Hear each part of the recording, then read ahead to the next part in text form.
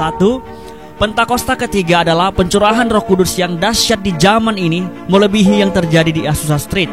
2. Pentakosta ketiga akan mengakibatkan penuaian jiwa yang terbesar dan yang terakhir sebelum Tuhan Yesus datang kembali.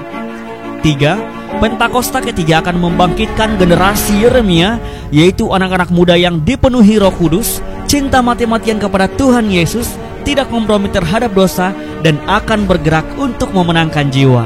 4. Pentakosta ketiga lahir di Indonesia dan bergerak ke bangsa-bangsa. Gerakan ini dari timur ke barat dan akan kembali ke Yerusalem. 5. Pentakosta ketiga akan memberikan kuasa untuk menyelesaikan amanat agung, dan setelah itu Tuhan Yesus datang kembali.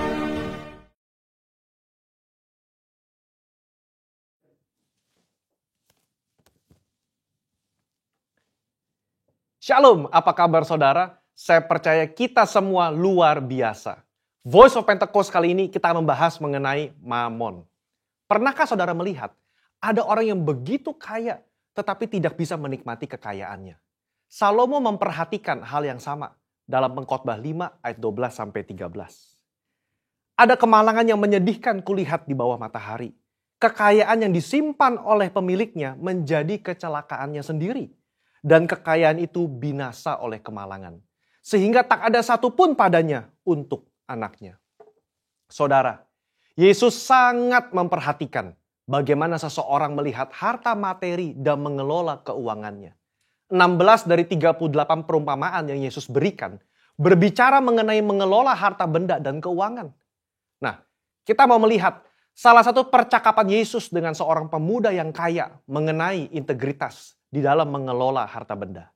Dalam Matius 19 ayat 16-26, tercatat tentang seorang muda yang kaya raya dan bertanya kepada Yesus cara untuk memiliki hidup yang kekal. Saya yakin saudara pernah dengar cerita ini.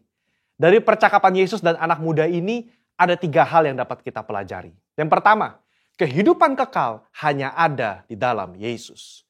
Pemuda ini datang dan bertanya, apa yang harus kuperbuat untuk memperoleh hidup yang kekal? Hari ini kita percaya bahwa tidak ada satu perbuatan pun yang dapat membayar jalan menuju ke surga selain percaya kepada Yesus. Kehidupan kekal diberikan kepada mereka yang percaya kepada Tuhan, dan itu diterima karena kasih karunia melalui iman. Kenapa Yesus tidak berkata seperti itu kepada anak muda ini? Karena pada saat itu pengetahuan dan pemahaman orang-orang mengenai keselamatan belum dibukakan. Yesus belum mati di atas kayu salib. Dalam kasus ini, Yesus mengubah fokus anak muda ini dari melakukan apa yang baik kepada siapa yang baik. Bapa itu sendiri. Karena keselamatan ada dalam pribadi, bukan dalam perbuatan. Yesus meminta dia untuk menaati segala perintah dari Allah yang baik itu. Kenapa? Karena kepercayaan yang sejati akan melahirkan gaya hidup yang menaati firman-firmannya.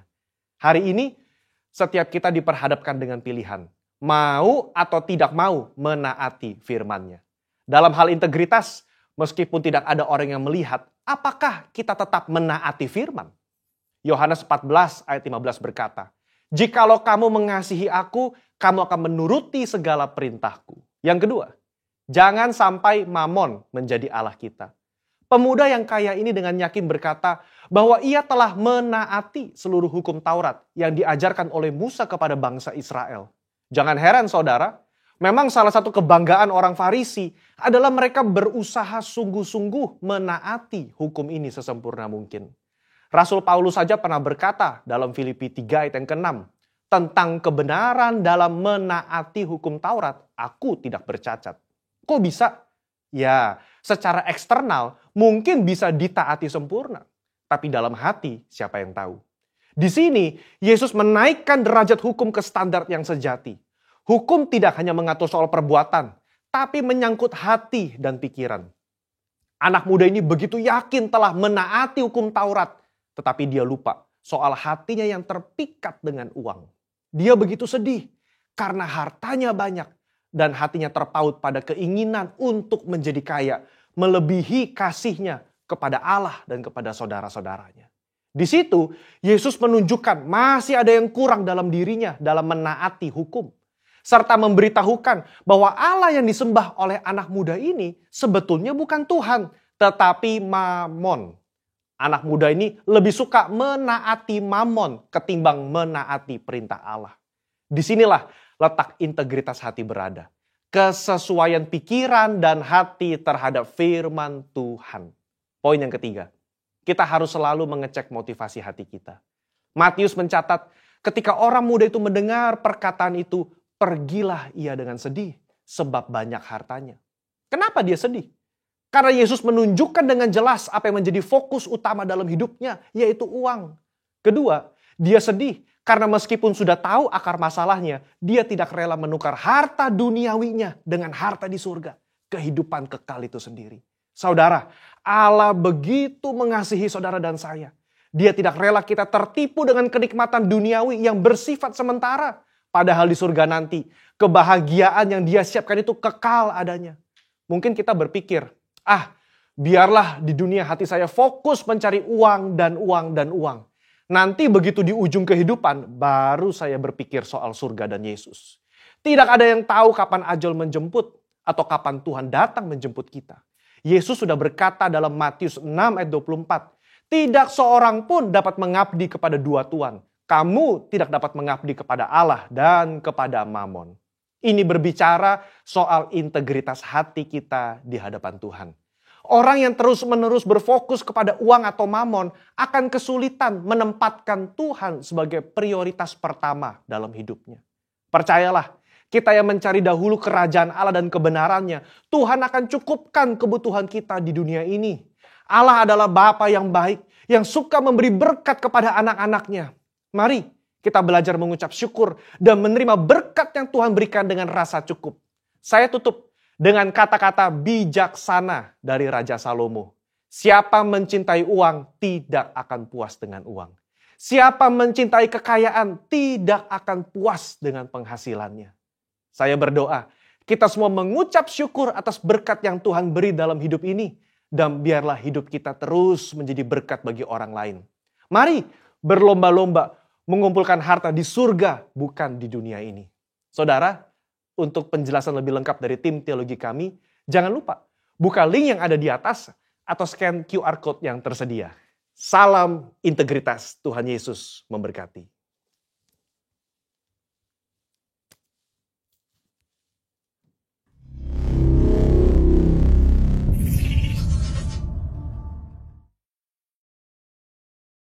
Puji nama Tuhan, shalom saudara dikasihi Tuhan.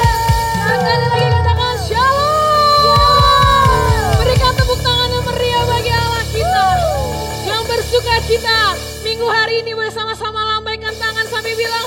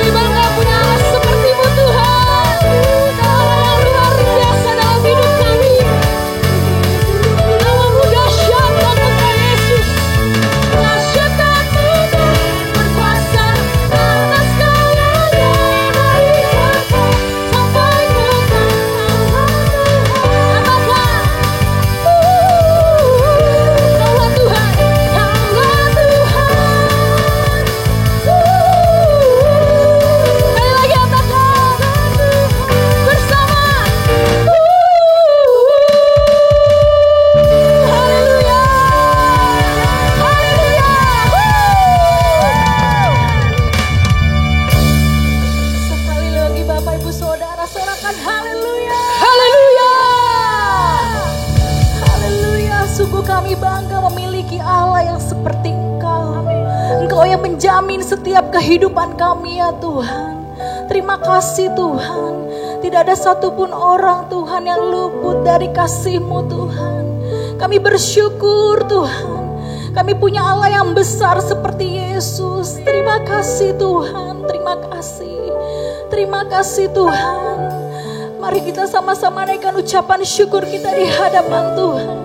Mari kita buka hati kita lebih lagi di hadapan Tuhan. Haleluya, terima kasih Tuhan. Naikkan ucapan syukur-Mu yang terbaik buat Tuhan kita. Terima kasih Yesus. Katakan terima kasih Yesus.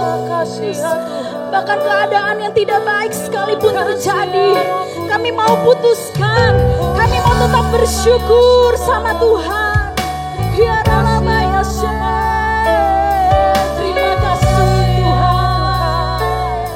Terima kasih karena kami percaya ada mujizat di dalam ucapan syukur.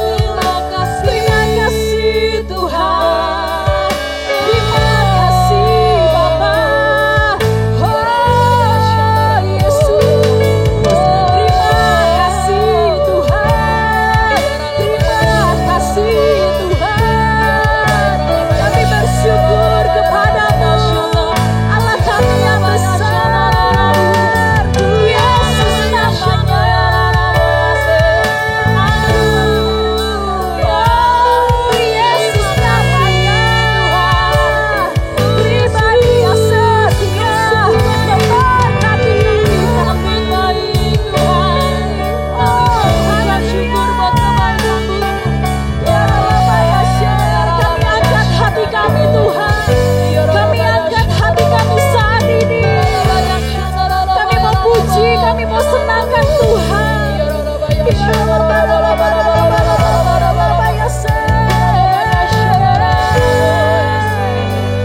Oh, haleluya, haleluya. Haleluya, haleluya. Terima kasih Tuhan. Terima kasih, Kaulah jaminan kehidupan kami Tuhan. Kami bersyukur Tuhan buat setiap karya-Mu Tuhan, buat setiap kebaikan Tuhan di dalam hidup kami. Saat ini Tuhan, kami mau angkat hati kami mau angkat suara kami mau puji Tuhan, kami mau senangkan hati Tuhan. Ya Allah ya syikara la bara la bara la bara la bara la bara la bara la bara la bara.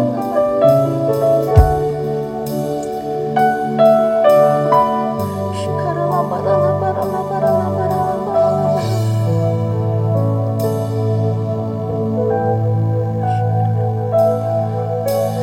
Firman-Mu berkata Kau besertaku, maka kuat roh dan jiwaku. Tangan-Mu Tuhan selalu ku nantikan, di setiap langkah ku percaya. Dengan sayap-Mu ku akan terbang tinggi di tengah badai hidup. Ku tak menyerah, Kau kekuatan, Kau perlindungan,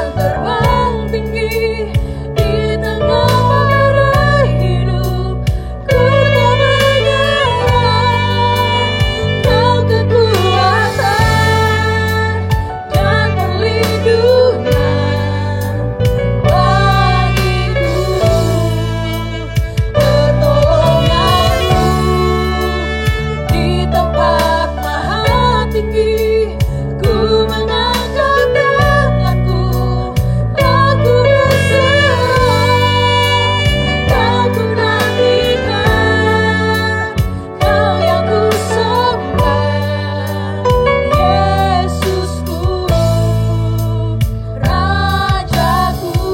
Sambil membuka kedua tangan kita katakan, dengan sayapmu ku akan terbang tinggi di tengah badai hidup, ku tak menyerah. Kau kekuatan, perlindungan bagi setiap kami, perlindungan bagimu, pertolonganmu di tempat maha tinggi. Ku mengangkat tanganku, aku berserah, kau ku nantikan, kau yang ku sembah, Yesusku, Rajaku. Mari sama-sama kita sembah Tuhan.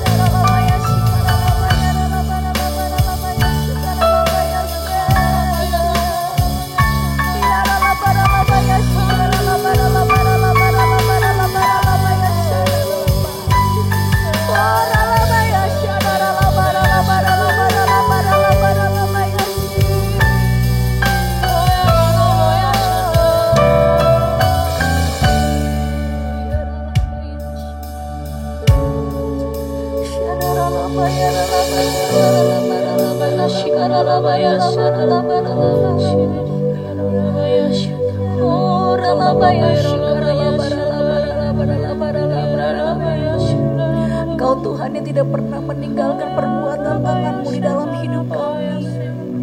Terima kasih Tuhan, Kau baik. Terima kasih Tuhan. Bahkan saat ini tidak ada alasan untuk kami mengucap syukur. Tapi hari ini, saat ini, kami mau mengambil keputusan. Apapun yang terjadi dalam hidup kami mau terus katakan Tuhan Yesus baik buat setiap kami. Tuhan Yesus teramat baik bagi hidup kami. Karena kami tahu Tuhan, Kau menjamin setiap kehidupan anak-anak-Mu yang mengasihi Engkau dengan sungguh-sungguh ya Tuhan. Ya Ralaba ya Shikaralaba Ralaba Ralaba. Mari Bapak Ibu Saudara, buka hatimu lebih lagi. Buka hatimu lebih lagi.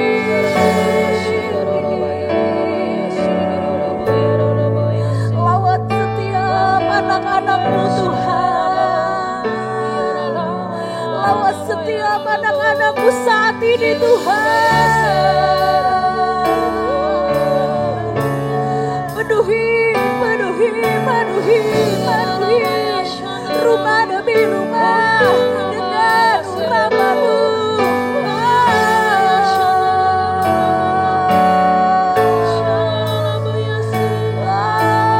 Yesus ajaib, Yesus ajaib.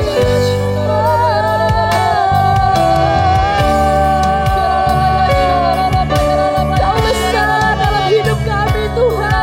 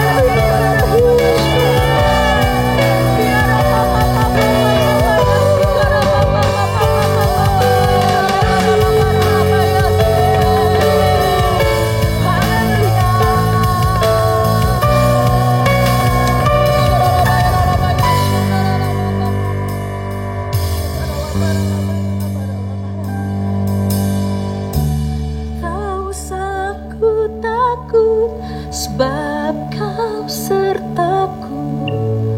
Tak usah ku bimbang, Kau di dalamku. Tak usah ku cemas, Kau penghiburku saat ku lemah. Tak usah ku takut.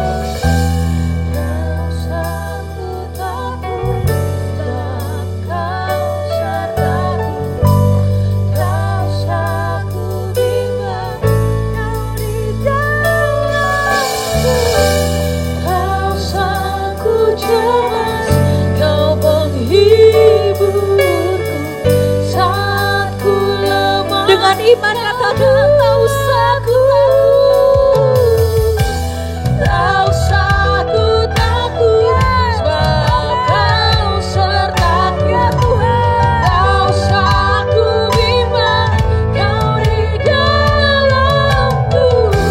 Tak usah ku cemas, Kau penghiburku.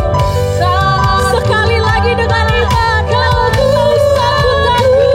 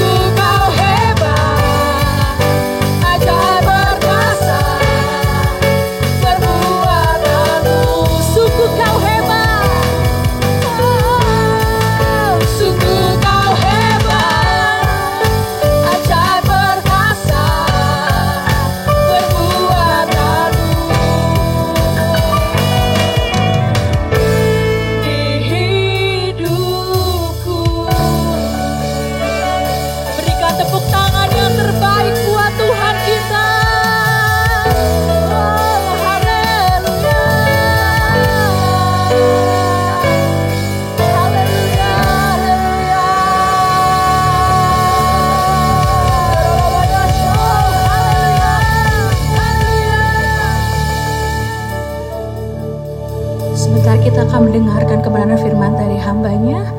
Terima kasih, shalom, Tuhan Yesus memberkati. Haleluya, puji nama Tuhan. Shalom Bapak Ibu, saudara-saudari jemaat Tuhan GBI PTC Rayon 1D yang sangat saya cintai. Selamat hari Minggu, Tuhan Yesus memberkati kita semua. Saya juga ingin menyapa bagi Bapak Ibu, saudara-saudari semua yang dari gereja-gereja lain yang mengikuti ibadah online ini bersama-sama. Tuhan Yesus memberkati kita semua. Amin. Nah, Bapak Ibu Saudara yang dikasihi Tuhan, sebelum kita mendengar apa yang menjadi kebenaran firman Tuhan hari ini, saya ingin mengingatkan kembali bahwa tahun 2021 ini Tuhan memberikan tema bagi gereja kita. Tahun 2021 adalah tahun integritas. Mari sama-sama ikuti perkataan saya. Tahun 2021 adalah tahun integritas, the year of integrity. Bapak Ibu perhatikan baik-baik bahwa di tahun 2021 ini Tuhan sedang membawa kerohanian kita naik ke level yang lebih tinggi. Tuhan sedang membawa kerohanian kita naik ke standar yang lebih tinggi. Semakin hari semakin baik, semakin hari semakin hidup benar, semakin hari semakin serupa dan segambar dengan Tuhan. Amin. Supaya apa? Supaya pada waktu nanti Tuhan Yesus datang yang kedua kali, kita semua didapati layak dan berkenan di hadapan Tuhan. Dan saya rindu kita semua diangkat oleh Tuhan. Amin saudara. Nah mari saudara yang dikasihi Tuhan, kita sama-sama siapkan hati kita.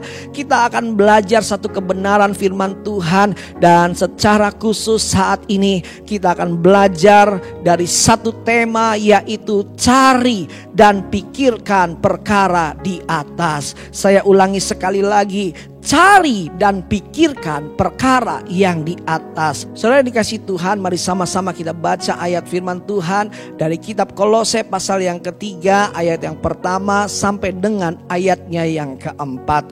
Demikianlah firman Tuhan. Karena itu, kalau kamu dibangkitkan bersama dengan Kristus, carilah perkara yang di atas, di mana Kristus ada, duduk di sebelah kanan Allah. Pikirkanlah perkara yang di atas, bukan yang di bumi, sebab kamu telah mati dan hidupmu tersembunyi bersama dengan Kristus di dalam Allah. Apabila Kristus yang adalah hidup kita menyatakan diri kelak, kamu pun akan menyatakan diri bersama dengan Dia dalam kemuliaan. Bapak Ibu Saudara yang dikasihi Tuhan, 2 minggu yang lalu kita baru saja merayakan Jumat Agung, kematian Yesus. Dan di hari yang ketiga kita merayakan Paskah, kebangkitan Tuhan Yesus. Dan saudara yang dikasihi Tuhan, ternyata karya Tuhan dalam kehidupan kita, umat manusia, tidak hanya berhenti pada peristiwa Paskah. Ternyata rencana Tuhan bagi kehidupan kita umat manusia tidak hanya berhenti pada peristiwa penyaliban di Bukit Golgota.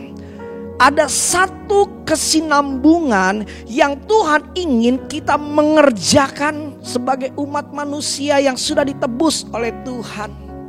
Apa itu? Kolose pasal 3 ayat yang pertama tadi dikatakan, karena itu kalau kamu dibangkitkan bersama dengan Kristus, carilah perkara yang di atas. Saudara, ini berbicara apa? Gaya hidup yang baru, cara hidup yang baru. Saya percaya kita semua sudah ditebus oleh Tuhan. Amin. Melalui pengorbanannya di kayu salib. Dan setelah kita ditebus oleh Tuhan, ini yang Tuhan mau. Kita ubah cara hidup kita. Kita ubah gaya hidup kita. Yaitu apa? Kita hidup dengan mencari dan berpikir perkara-perkara yang di atas. Amin. Nah mari kita lihat sebentar. Apa itu perkara yang di atas? Perkara yang di atas, yang pertama itu berbicara kehendak Bapa di surga. Berbicara apa yang menjadi kehendak Tuhan, itu yang harus kita genapi dalam perjalanan kehidupan kita. Itu perkara yang di atas. Lalu yang kedua, perkara yang di atas itu juga berbicara fokus kepada kehidupan rohani kita. Fokus kepada kehidupan iman kita sebagai orang-orang percaya. Fokus kepada pertumbuhan rohani kita. Ingat baik-baik, manusia itu terdiri dari tubuh, jiwa, dan roh. Dan yang mengandalkan tubuh dan jiwa adalah roh. Ayo perhatikan kehidupan roh kita, saudara. Amin. Nah, lalu yang ketiga kita lihat perkara yang di atas itu juga berbicara perkara-perkara yang membawa kita ke surga. Amin. Ini penting, harus kita tangkap baik-baik, saudara. Inilah yang harus kita lakukan setelah kita tahu bahwa hidup kita sudah dibangkitkan bersama dengan Kristus. Perkara yang di atas itu berbicara kehidupan yang terpusat dan ketergantungan kepada Tuhan. Setuju, katakan amin, saudara. Nah, saudara, mengapa harus perkara yang di atas? Mengapa kita harus mencari dan memikirkan perkara yang di atas? Yang pertama, alasannya adalah karena kita semua berasal dari atas. Saudara, saya percaya kita semua manusia berasal dari Tuhan. Kita adalah ciptaan Tuhan. Kita bukan ciptaan dunia. Amin. Untuk itu penting kita mengingat akan identitas kita, supaya kita sadar akan kehidupan kita, bahwa kita adalah milik Tuhan, bukan milik dunia. Lalu yang kedua, mengapa kita harus mencari dan memikirkan perkara yang di atas? Yang kedua, karena sumber berkat dan pemeliharaan hidup kita datangnya dari atas, bukan dari dunia. Setuju, katakan amin, saudara. Ada banyak orang yang beranggapan salah tentang berkat dan pemeliharaan. Ada banyak orang yang berpikiran salah tentang sumber berkat dan pemeliharaan. Ada banyak orang berpikir bahwa berkat itu datangnya dari dunia. Berkat itu datangnya dari pekerjaan mereka, dari usaha mereka, dari bisnis mereka, dan lain sebagainya. Padahal Alkitab dengan jelas bahwa Tuhanlah sumber berkat kehidupan kita. Amin. Saudara, dengar baik-baik. Berkat yang dari dunia sifatnya sementara. Habis bulan gajian, minggu depan udah habis. Tapi kalau berkat yang dari atas, berkat yang dari Tuhan, tidak pernah berkesudahan. Amin, saudara. Ada berkat yang selalu berkesinambungan yang sudah Tuhan siapkan buat setiap kita. Untuk itu penting kita mengingat akan hal ini, supaya hidup kita selalu mengandalkan Tuhan. Amin. Minggu yang lalu dalam sebuah kesempatan kelas perkuliahan di salah satu kampus, saudara, di tempat saya mengambil kuliah. Di pertemuan yang terakhir, pertemuan kuliah kami pada waktu itu, dihadirkan salah satu narasumber untuk dia bersaksi. Narasumber ini seorang hamba Tuhan, seorang gembala, sekaligus juga seorang pengusaha. Dia mengembalakan gereja dan sudah memiliki cabang dalam jumlah yang banyak, 70 cabang. Di samping itu dia juga memiliki usaha, saudara, usaha perbankan, yaitu bank perkreditan rakyat, dan juga ada microfinance yang dia juga dirikan. Saudara, dalam kesaksiannya beliau menceritakan bagaimana campur tangan Tuhan, pertolongan Tuhan dalam pelayanan dan usahanya. Lalu dalam kesempatan sesi tanya jawab, ada beberapa pertanyaan yang kami sampaikan. Salah satu pertanyaan yang pertama adalah kita bertanya, Pak, apa rahasia keberhasilan gereja Bapak dan keberhasilan usaha Bapak? Lalu si hamba Tuhan ini dia menjawab, dia katakan, saya tidak punya resep khusus, saya tidak punya strategi-strategi yang secara khusus saya bisa pelajari. Tapi yang saya lakukan adalah saya hanya banyak berdoa. Saya banyak masuk dalam hadirat Tuhan. Saya banyak mencari Tuhan. Itulah yang memberikan saya keberhasilan. Wah, kita semua cukup diberkati dengan jawaban ini. Lalu kita tanya lagi, Pak, Bapak kan punya banyak pekerjaan, punya banyak kegiatan. Bagaimana Bapak bisa membagi tugas Bapak antara pelayanan, pekerjaan, dan keluarga? Sekali lagi dia menjawab apa saudara? Saya tidak punya resep khusus untuk saya bisa membagi waktu dengan baik. Tapi yang saya lakukan, saya banyak berdoa, saya banyak mencari Tuhan, saya banyak menyembah Tuhan. Karena di dalam hadirat Tuhan, di dalam doa, saya bisa mendapatkan hikmat yang dari Tuhan. Saudara, hikmat itu yang akan menuntun kita untuk kita bisa mengerjakan sesuatunya dengan baik dan tepat. Setuju, katakan amin. Saudara dengar baik-baik, hikmat bukan datang dari dunia.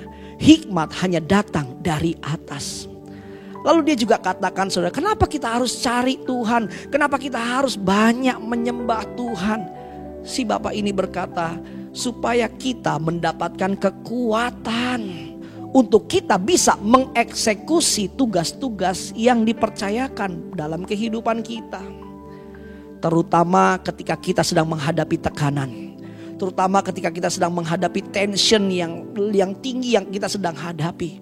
Disitulah kita butuh kekuatan. Dan kekuatan itu datangnya dari Tuhan.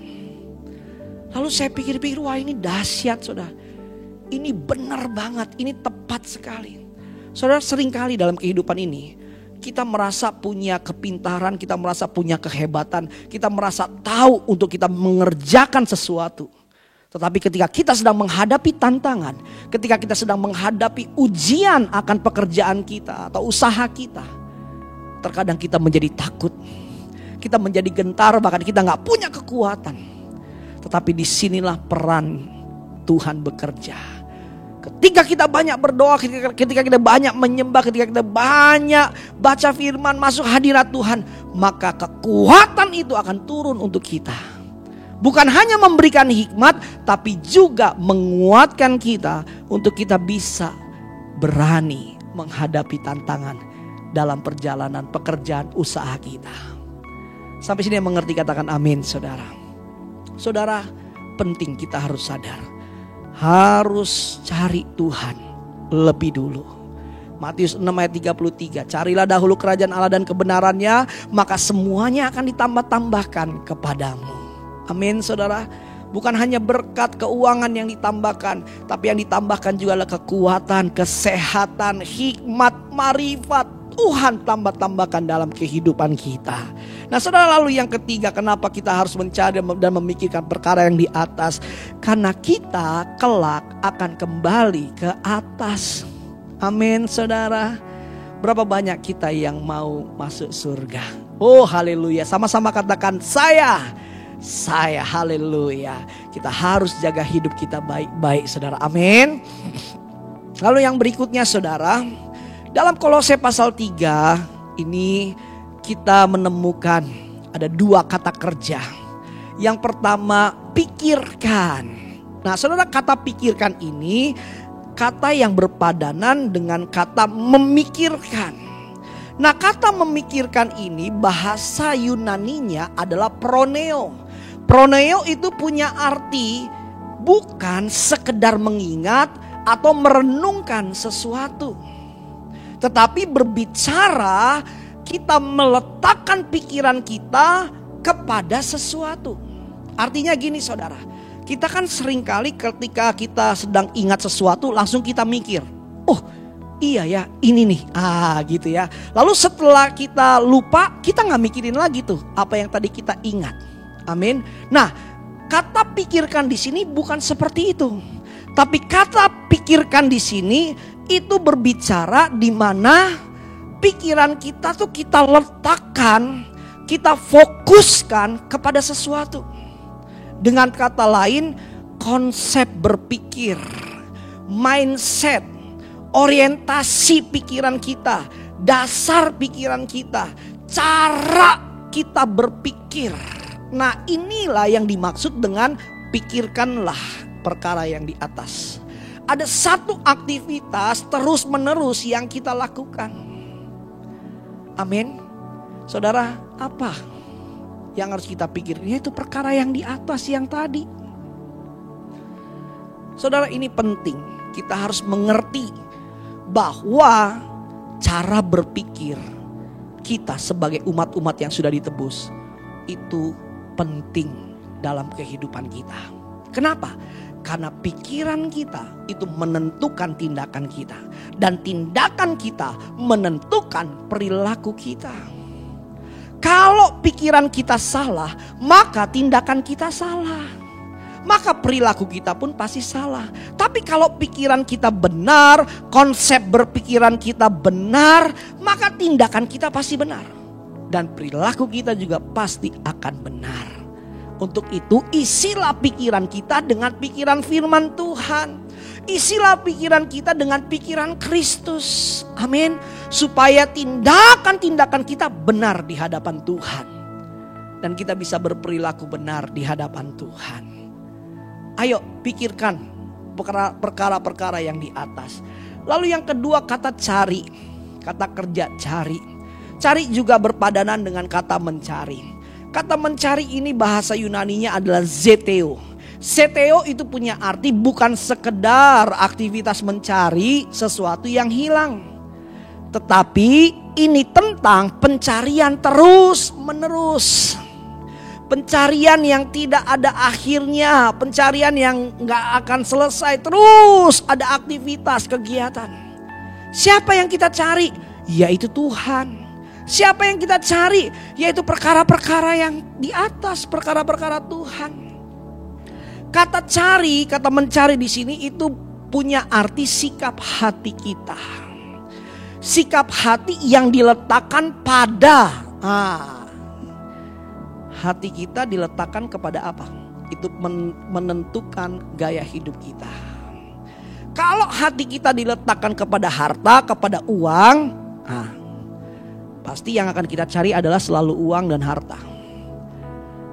Tapi kalau hati kita letakkan kepada Kristus Yesus, pasti yang akan kita selalu cari adalah Tuhan Yesus. Amin. Kata mencari ini berbicara pencarian hidup. Saudara dengar baik-baik, apa yang kita anggap paling penting dalam kehidupan kita, itulah yang pasti kita akan cari. Amin. Kalau kita anggap Tuhan itu penting, kita pasti akan setia mencari Tuhan. Saudara, lalu yang berikutnya mari kita lihat. Nah, saudara yang dikasihi Tuhan, perhatikan baik-baik. Hidup ini bukanlah tujuan, melainkan hidup ini adalah persiapan. Surga adalah tujuan kita. Tuhan Yesus adalah tujuan kita. Amin, saudara. Ini penting untuk kita ingat. Kenapa? Karena ada banyak orang yang punya konsep berpikir yang salah. Mereka berpikir bahwa hidup ini adalah tujuan. Untuk itu gak kaget ada banyak orang jatuh dalam perkara-perkara dunia karena mereka menganggap bahwa hidup ini adalah tujuan. Ada banyak orang yang dipenjara karena kasus korupsi. Kenapa? Karena mereka berpikir hidup ini harus kaya raya. Hidup ini harus punya yang harta yang berlimpah. Hidup ini harus berpenampilan yang mewah. Makanya gak kaget ada banyak orang yang berhubungan dengan okultisme, pergi ke Gunung Kawi, ke dukun-dukun dan lain sebagainya. Dengan tujuan apa? Ingin punya jabatan. Sikut sana, sikut sini. Kenapa? Karena mereka berpikir bahwa hidup ini adalah tujuan. Padahal konsep yang benar adalah hidup ini adalah persiapan. Surga itu tujuan kita, saudara. Amin. Saudara dengar baik-baik. Apa yang kita cari di dunia ini, itu akan membawa kita kepada kebinasaan. Tapi kalau kita mencari perkara-perkara yang di atas, itu akan membawa kita kepada kekekalan. Amin, saudara. Perkara-perkara yang di bumi, itu sifatnya sementara dan membinasakan. Kematian. Tapi perkara-perkara yang di atas itu membawa kita kepada kehidupan. Amin, saudara. Ayo, hidup ini persiapan. Persiapkan diri baik-baik untuk kedatangan Tuhan yang kedua kali. Persiapkan diri baik-baik kalau nanti sewaktu-waktu kapan aja Tuhan panggil kita, kita udah siap betul-betul, saudara. Amin. supaya kita berada bersama Bapa di surga nanti di surga. Penting ini saudara. Nah sekarang seperti apa itu mencari dan memikirkan perkara yang di atas? Yang pertama, mencari dan memikirkan yang di atas itu berbicara keintiman dengan Tuhan. Kehidupan yang selalu terkoneksi dengan surga, saudara. Lewat apa caranya? Doa, pujian, penyembahan, baca firman Tuhan, saudara. Amin. Yohanes 4 ayat yang ke-23 dikatakan demikian. Tetapi saatnya akan datang dan sudah tiba sekarang bahwa penyembah-penyembah benar akan menyembah Bapa dalam roh dan kebenaran. Sebab Bapa mengkehendaki penyembah-penyembah demikian. Saudara dengar baik-baik. Penyembahan itu bukan hanya berbicara tentang menyanyikan sebuah lagu. Tapi penyembahan itu berbicara lifestyle, gaya hidup kita. Amin. Gaya hidup kudus itu berbicara penyembahan kita kepada Tuhan. Gaya hidup taat itu juga berbicara penyembahan kita kepada Tuhan, saudara.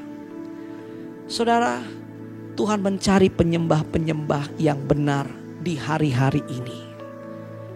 Penyembah-penyembah itu berbicara orang yang intim dengan Tuhan. Orang yang selalu merindukan Tuhan dalam kehidupannya. Orang yang selalu punya jam persekutuan pribadi dengan Tuhan. Orang yang selalu jatuh cinta sama Tuhan. Haus dan lapar akan hadirat Tuhan. Inilah perkara-perkara yang di atas, saudara. Banyak masuk doa, pujian, penyembahan hadirat Tuhan. Ibadah-ibadah jangan dilalukan, jangan ditinggalkan. Walaupun hari-hari ini secara online tetap aktif ibadah. Menara-menara doa jangan dilewatkan, kubu-kubu doa jangan dilewatkan, kul jangan dilewatkan. Ayo harus tetap diikuti, saudara. Amin. Inilah yang dikatakan perkara-perkara yang di atas. Baca Alkitab tiap hari, saudara. Amin. Kehidupan kita ketika kita intim dengan Tuhan itu akan menguntungkan bagi kehidupan kita secara pribadi, saudara. Amin. Ayo, saya ingatkan kita semua. Kita harus hidup intim dengan Tuhan. Bangun mesbah doa, bangun mesbah pujian penyembahan kita di hadapan Tuhan. Lalu yang kedua, bicara cari dan pikirkan perkara di atas adalah berbicara melakukan kehendak Bapa di surga. Amin, saudara. Apa artinya? Artinya hidup dalam ketaatan akan perintah-perintah Tuhan. Hidup dalam kebenaran, hidup dalam kekudusan, saudara. Matius 7 ayat yang ke-21 dikatakan, bukan setiap orang yang berseru kepadaku Tuhan, Tuhan akan masuk ke dalam kerajaan surga, melainkan dia yang melakukan kehendak Bapakku yang di surga. Perkara-perkara di atas itu berbicara kita melakukan kehendak-kehendak Bapa di surga. Saudara perhatikan baik-baik, cari dan pikirkan perkara di atas bukan berarti kita tidak boleh beraktivitas di dunia ini. Tetapi bagaimana cara kita beraktivitas di dunia ini. Kita cari dan pikirkan perkara yang di atas bukan berarti kita gak boleh jadi karyawan, kita gak boleh bekerja. Kita jadi harus doa aja terus ya Pak. Jadi harus jadi hamba Tuhan ya Pak. Jadi pendeta aja ya Pak. Gak usah cari uang, gak usah kerja dan lain sebagainya. Bukan itu, saudara, bukan itu. Tapi bicara cari dan pikirkan perkara yang di atas, itu berbicara cara hidup kita. Amin. Bagaimana cara hidup kita dalam bekerja? Bagaimana cara hidup kita dalam membangun bisnis, menjalankan bisnis? Bagaimana cara hidup kita dalam menjalankan rumah tangga? Apakah dengan cara hidup dunia atau dengan cara hidup surga? Ini yang penting yang harus kita perhatikan baik-baik.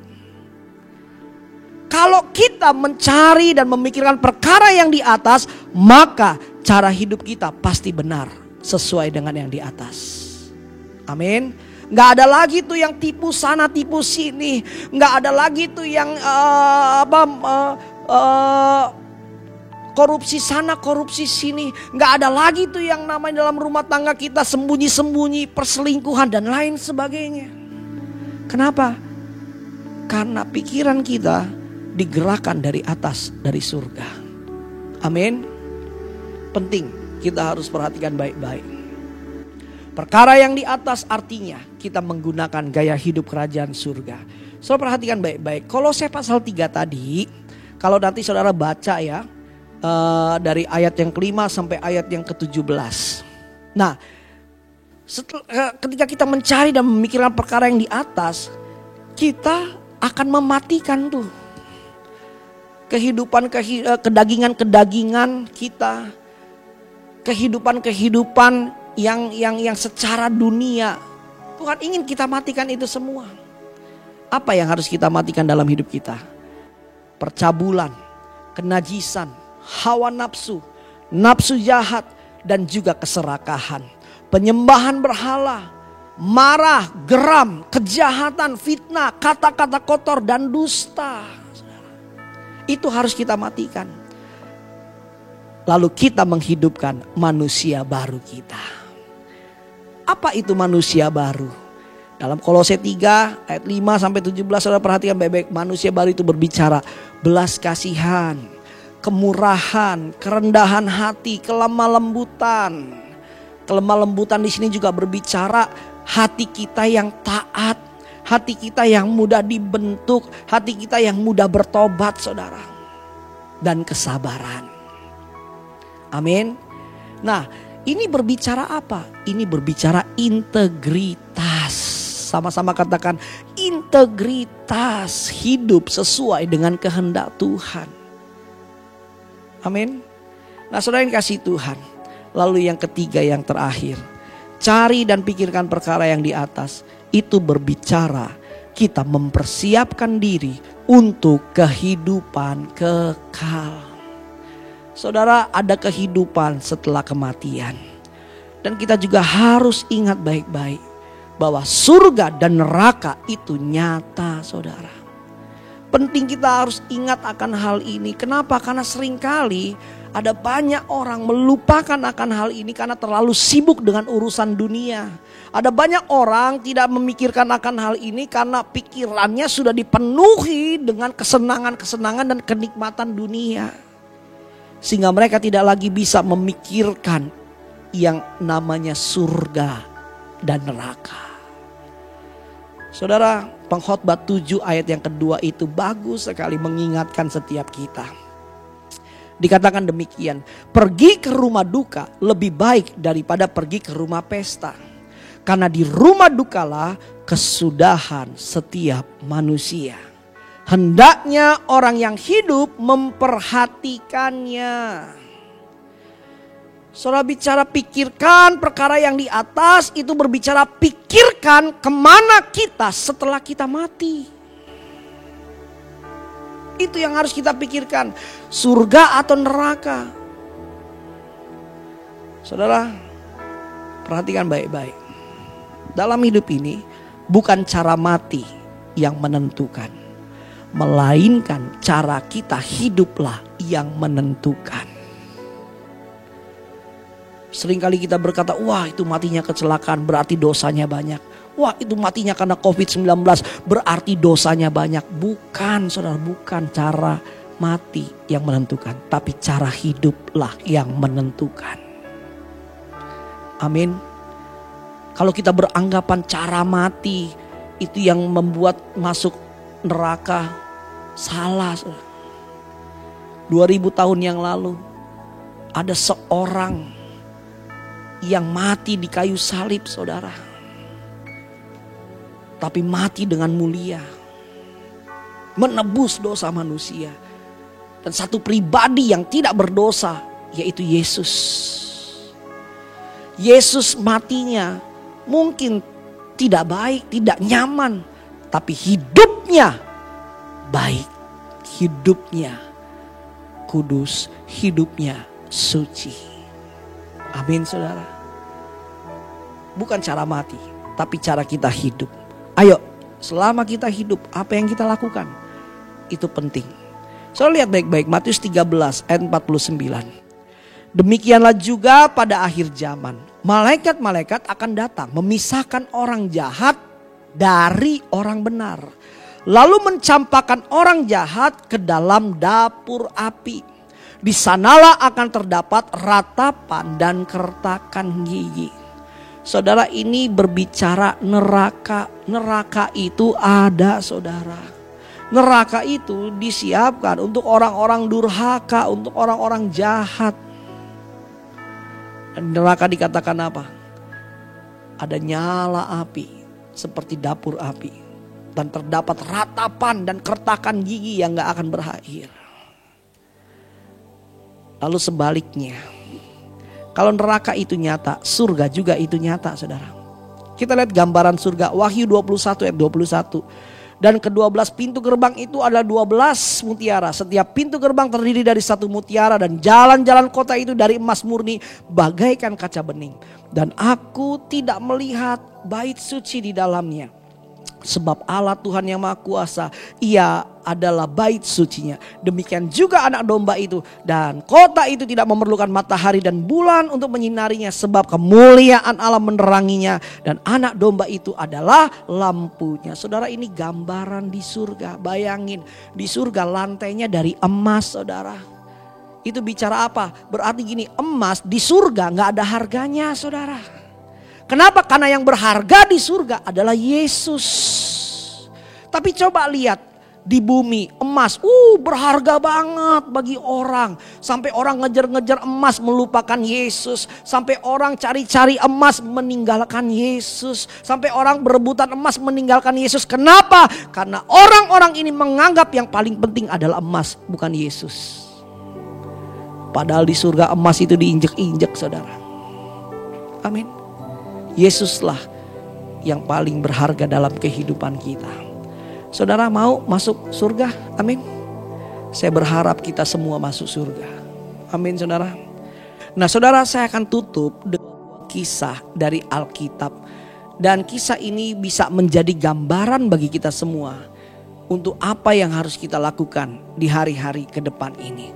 Kisah dari seorang anak muda yang kaya raya.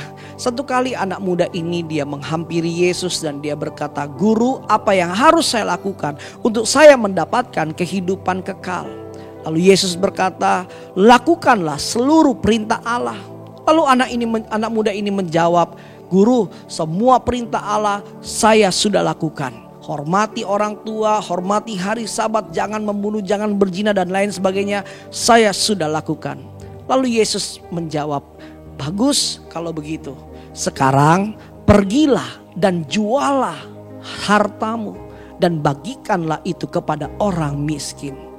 Saudara, apa yang terjadi? Ketika anak muda ini mendengar permintaan Yesus yang kedua, Alkitab mencatat anak muda ini menjadi kecewa. Lalu pergi meninggalkan Yesus. Saudara dengar baik-baik. Kenapa anak muda ini dia tidak bisa mengikuti permintaan Yesus yang kedua? Sederhana, karena hatinya sudah terikat kepada dunia. Karena hatinya sudah terikat kepada harta. Saudara dengar baik-baik, orang-orang yang hatinya terikat kepada dunia, kepada harta, kepada kenikmatan dunia, terbiasa dengan perkara-perkara dunia, maka dia tidak akan menganggap Tuhan itu penting. Dia tidak akan bisa menganggap surga itu penting. Kenapa? Karena hatinya terikat dengan dunia. Saudara, tapi kalau sebaliknya, kita terbiasa mencari perkara-perkara yang di atas. Kita terbiasa mencari Tuhan, intim dengan Tuhan, melakukan kehendak Tuhan. Oh saudara, kita gak anggap dunia ini berharga. Tapi yang kita anggap adalah surga yang berharga. Setuju, katakan amin. Ayo saudara, kalau hari-hari ini saudara merasa Tuhan berbicara banyak dalam hidup saudara, ayo jangan keraskan hatimu. Buka hatimu, undang dia masuk, dan hiduplah di dalam Tuhan Yesus. Amin. Pikirkanlah perkara-perkara yang di atas, bukan perkara-perkara yang di bumi. Mari kita tundukkan kepala, kita berdoa. Oralaba syandalaba takaralaba hikaralaba syandalaba ralaba ralaba ralaba korebede karalaba ralaba syandalaba takaralaba ralaba ralaba hikaralaba ralaba ralaba ralaba syandalaba takaralaba ralaba. Tuhan Yesus, terima kasih ya Tuhan, terima kasih Engkau mengingatkan hari ini kepada kami semua untuk kami mencari dan memikirkan perkara-perkara yang di atas, bukan yang di bumi. Karena perkara-perkara yang di bumi membawa kami kepada kebinasan, tapi perkara yang di atas membawa kami kepada kekekalan. Tuhan, terima kasih Engkau ingatkan kami untuk kami memiliki kehidupan yang intim dengan Tuhan, kehidupan yang haus dan lapar akan hadirat Tuhan.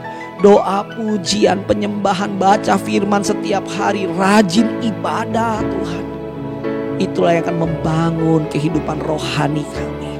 Terima kasih Tuhan, Kau juga ingatkan kami untuk kami mampu hidup melakukan kehendak Bapa di surga. Hidup dalam kekudusan, ketaatan, kebenaran, integritas di dalam Tuhan. Tuhan, mampukan kami ya Tuhan. Dan Tuhan juga ingatkan kami supaya kami juga bisa fokus dan mempersiapkan diri setelah kami mati. Kami mau kemana, ke surga atau ke neraka. Tapi kami semua Tuhan, satu yang kami rindukan, kami ingin berjumpa dengan Tuhan di surga. Untuk itu mampukan kami ya Tuhan, untuk kami mempersiapkan diri kami baik-baik. Terima kasih ya Tuhan Yesus, terima kasih Tuhan, berkati anak-anak-Mu. Kuatkan anak-anak-Mu Tuhan. Kuatkan suami-suami, kuatkan istri-istri, kuatkan orang tua, kuatkan anak-anak ya Tuhan. Tuhan, mampukan kami untuk kami melakukan firman-Mu dalam aktivitas kehidupan kami. Terima kasih Tuhan Yesus, terima kasih Tuhan, terima kasih.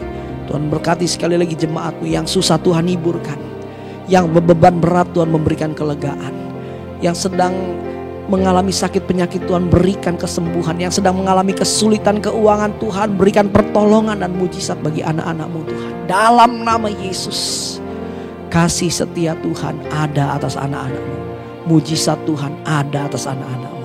Terima kasih Tuhan Yesus, terima kasih Tuhan. Ini doa kami, ini ucapan syukur kami. Dalam nama Yesus kami berdoa dan mengucap syukur. Haleluya. Sama-sama kita katakan amin. Tuhan Yesus memberkati.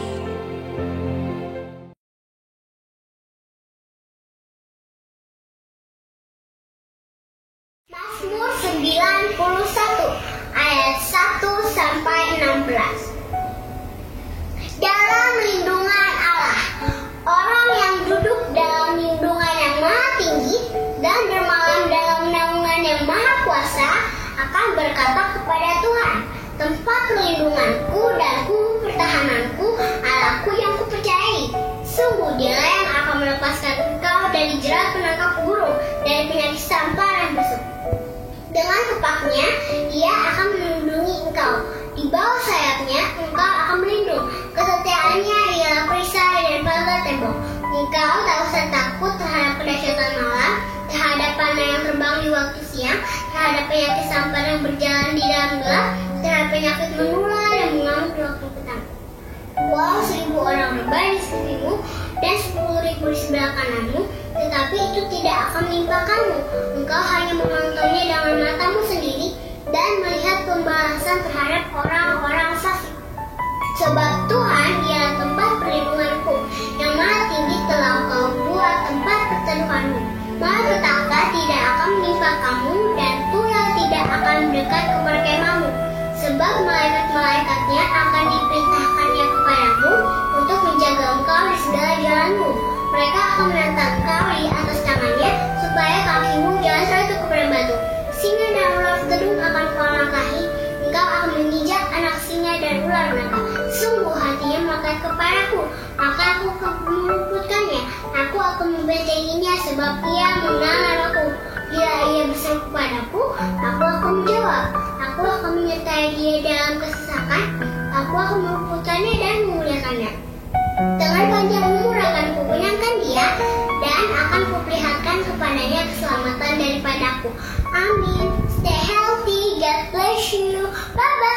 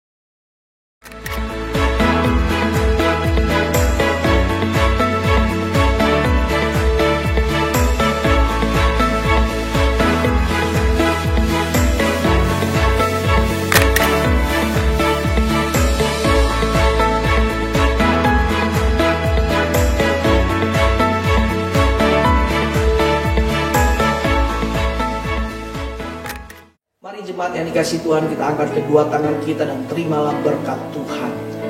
Kiranya kasih karunia, sukacita, damai, sejahtera yang berlimpah-limpah yang berasal dari Bapa di surga melalui putranya yang tunggal Tuhan Yesus Kristus, serta persekutuan yang manis dengan Roh Kudus turun atas kita semua, memberikan kemenangan, keberhasilan, kekuatan, kesehatan yang sempurna mulai hari ini sampai Maranatha. Tuhan Yesus datang kedua kali menjemput kita semua di awan-awan yang permai, bahkan sampai selama-lamanya. Kita yang diberkati Tuhan, sama-sama katakan amin. Aku rumah doamu bagi keselamatan bangsaku, bagi keselamatan bangsaku.